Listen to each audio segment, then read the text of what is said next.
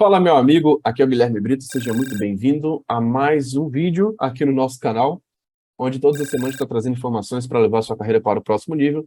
E nesse vídeo de hoje, eu quero falar um pouco sobre uma dúvida de um aluno recente, o Fábio, onde ele estava com a dúvida sobre adicionar discos no ASM. A gente vai falar um pouquinho sobre isso, sobre como que você pode adicionar discos no ASM, sobre o ASM-CA, e falar um pouquinho aí sobre essas ferramentas e como que você pode, de fato, fazer esse tipo de atividade. E a dúvida era relacionada ao usuário do sistema operacional, né? Devo fazer com o usuário Oracle, com o usuário Grid? Como que a gente pode fazer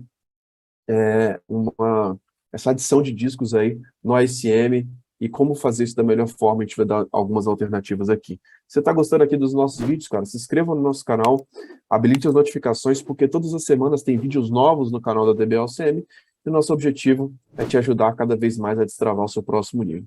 Então vamos lá, pessoal. Primeira coisa, eu quero trazer esse contexto aqui para a gente poder discutir um pouco, claro, sem falar o nome do cliente, o nome completo do Fábio, mas temos vários Fábios alunos da DBLCM, mas é legal a gente poder contextualizar para a gente poder entender como que funciona. Primeira coisa, me pediram para adicionar os discos no ASM de um ambiente utilizando a ferramenta ASM-CA, tá? Então, primeira coisa, o ASM-CA, ele é praticamente bem parecido com o DBCA na hora de criar os bancos, só que para gerenciar o ASM. Então, você pode adicionar discos até mesmo pela linha de comando, pelo SQL Plus, se você quiser. Mas existe também essa ferramenta gráfica, que é o ASM-CA, tá? E aí ele fala sobre o processo interno, né, que deixou curioso, com um procedimento interno que eles têm, orienta a logar com o usuário Oracle para adicionar os discos no data 01.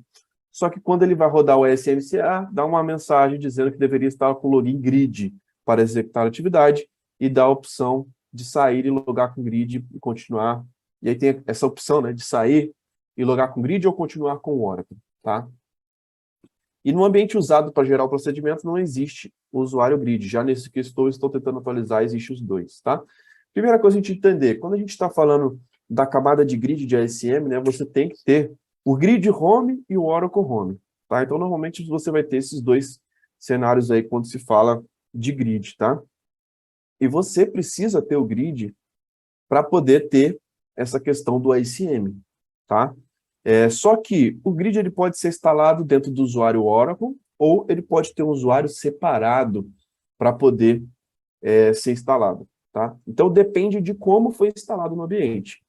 Você pode fazer essa atividade com o usuário Oracle? Pode, se você, de fato, fez uma instalação do grid com o usuário Oracle. Agora, se a instalação do grid home, né, da camada do ASM mesmo, ele foi feita com o usuário grid, com o usuário separado, tem os dois usuários, tem o grid e o Oracle, cara, você deve fazer com grid, tá? Então, isso acontece também, inclusive, quando a gente fala com a questão de lista, tá? Você pode ter um listener rodando no grid home, por exemplo, mas o que eu posso falar para vocês, né? Principalmente quando eu fiz bastante implementações de Exadata, na época eu trabalhava na Oracle, isso, até mesmo na hora de implementar um Exadata, é uma opção que você tem, tá? Então, você pode, de fato, ter uma instalação só com Oracle, ou você pode ter uma instalação com Oracle e Grid, tá? Eu acho, uma opinião pessoal minha, tá? Que quando você tem usuário Grid, você tem uma questão de segurança ali maior, né? De segregação de usuários, tá? Nem sempre o cara que administra o Grid é o cara que vai administrar o database. Então, você pode ter papéis diferentes, por exemplo, dentro da equipe, com pessoas que fazem algum determinado tipo de atividade, pessoas diferentes, tá? Mas com o usuário Oracle fica tudo muito mais simples, né? Mais fácil de administrar, você tem menos complexidade. Então, quando você tem o usuário Oracle, tudo no usuário Oracle, você já instala o grid, já faz tudo pelo mesmo usuário, e aí você perde um pouquinho da segurança e da segregação, tá? Recomendação, sempre quando se fala de grandes ambientes, né, eu acho que vale a pena você segregar usuários, você ter realmente um usuário separado, entender de fato, você vai ter que entender o que você faz em cada usuário, o que cada usuário tem permissão, mas provavelmente dentro do seu ambiente, Fábio, dá para ver claramente que não estão padronizados, né? Então, é um ponto a ser levado em consideração, que, cara, estão fazendo uma transição, qual que é o modelo ideal internamente? tem que atualizar o procedimento interno, considerando essas duas possibilidades. Então, são coisas a serem padronizadas e discutidas internamente. Mas, do lado do produto, do lado do Oracle, entender que existe essa possibilidade. Pode estar junto ou pode ter separado. O que eu recomendo que você faça? Primeira coisa, identificar, né? Quando você dá um PS-EF lá e vê os processos background, você consegue visualizar se o processo do ASM está rodando com o usuário Oracle, com o usuário Grid, tá? Então, essa é uma das coisas. Você já viu que não tem um usuário.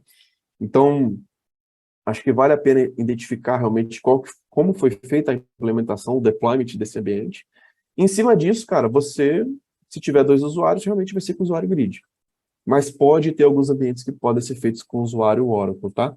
E o ASMCA é, de fato, uma ferramenta que ele deve ser chamado pelo mesmo usuário que gerencia a camada de grid, tá? Então, por isso que deve ter surgido essa dúvida. Recomendo outra coisa, que você faça uma instalação de um laboratório de hack, tá?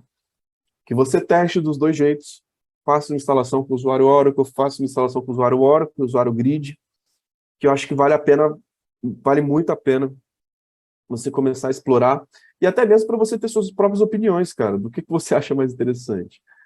Com o usuário Oracle fica tudo muito mais fácil, com o usuário Grid você tem uma segregação, dá para você ter elementos de segurança ali melhores, né? Mas eu acho que são pontos que vai muito de acordo com as regras de cada ambiente, com a padronização de cada ambiente, né? Alguns clientes, cara, na hora de implementar um Exadata, queriam, não, eu quero tudo com o usuário Oracle. Beleza, vai funcionar, apesar de estar tudo no mesmo usuário, vai funcionar sem nenhum tipo de problema. A administração fica até mais simples, tá? Então, dependendo do ambiente, cara, eles vão ir na direção ali de uma administração mais simples, com menos usuários. Outros ambientes vão querer algo a nível de segurança, segregação de usuários, etc. É algo também que pode ser feito sem nenhum tipo de problema, mas é importante que você entenda que existem essas duas possibilidades, comece a entender e testar um pouco sobre quais são os benefícios de cada uma das opções.